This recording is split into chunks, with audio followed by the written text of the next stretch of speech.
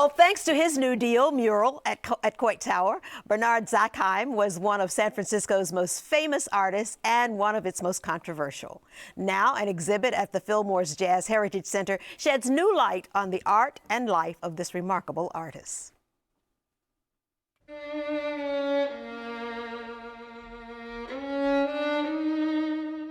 I think what's very distinctive about Zakheim is the way he captures the times.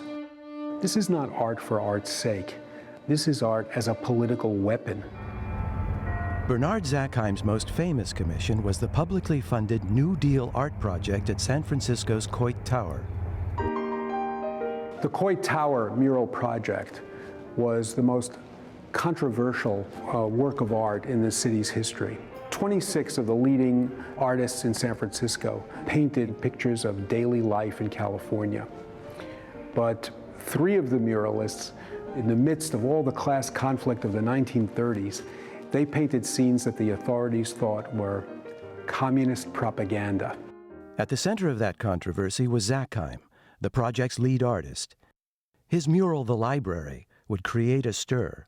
To him, the library was a place of gathering to learn and to study. His friend John Langley Howard very famously is standing on a ladder bringing down a copy of Das Kapital, but that's not the only book in the library. His idea was, why not this, why not that? Let's have Aristotle, let's have Hume, and why not read at least Das Kapital? You don't have to believe it, but why shouldn't you have a right to read it? This is his view. Bernard Zakheim paid a very high price for his political convictions. He was very engaged in the world around him, often spoke out for civil rights and for class equality. And it hurt him during the Cold War and especially during the McCarthy period. Even though he was quite productive in the last 50 years of his life, he never again received the attention that he got in the 1930s, and thus we want now to bring him back. Our exhibit, The Art of Prophetic Justice, it's most appropriate that it be here in the Fillmore, because in the 1920s and 1930s, the artist's most productive years, he lived and worked in the Fillmore. Zakheim created more than 1,500 works of art over his long life. He experimented with a broad range of styles and mediums, was a protege of Diego Rivera, a follower of the French post-impressionists, and like Marc Chagall, proudly referenced his Jewish heritage in many of his paintings. But until now, there has never been a major retrospective of his work. Zakheim was especially shaken by the Holocaust because he immigrated to the United States from Poland, but almost all of the rest of his family stayed behind. He even went in the 1930s to warn them, but they did not heed that warning. He lost hundreds of relatives in the Holocaust. He began to depict the disaster in his paintings as early as 1944, even before the war was over. In his later years, Zakheim moved to a farm in Sebastopol, infusing his paintings with themes of growth and rebirth, including this self-portrait. He's holding an apple in his right hand, but he's not going to take a bite. He's holding it as though it were the Holy Grail, creating a sense, yes, this is life, and life itself is sacred. Nathan Zakheim is Bernard's son. He and his son, Kuva, are both art preservationists by trade and helped curators pull the exhibit together, restoring many of the paintings in the process. Today, Nathan is hoping to rescue another piece of his father's legacy. He's brought Kuva to an abandoned medical building on the outskirts of San Francisco. Declared seismically unsafe, it will eventually be sold or face demolition.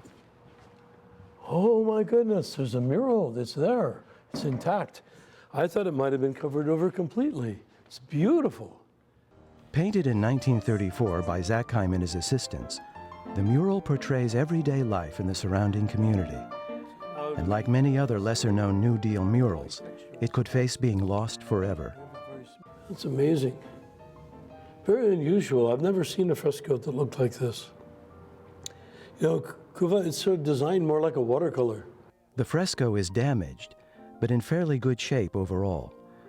But directly below it, they find something intriguing, the possible site of a long-lost Zakheim mural. Big clue for me is that it's smooth. They decide to painstakingly strip away layers of latex paint, hoping to reveal the hidden fresco without damaging it. We're essentially flying blind because we don't know what's up here.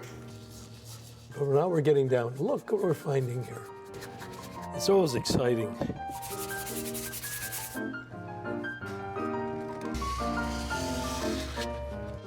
This is what we came for. It's a companion mural to the one above, and the artist's style is unmistakable. Finding that picture was very dramatic, a very emotional thing for me today because I hadn't seen it ever, I think.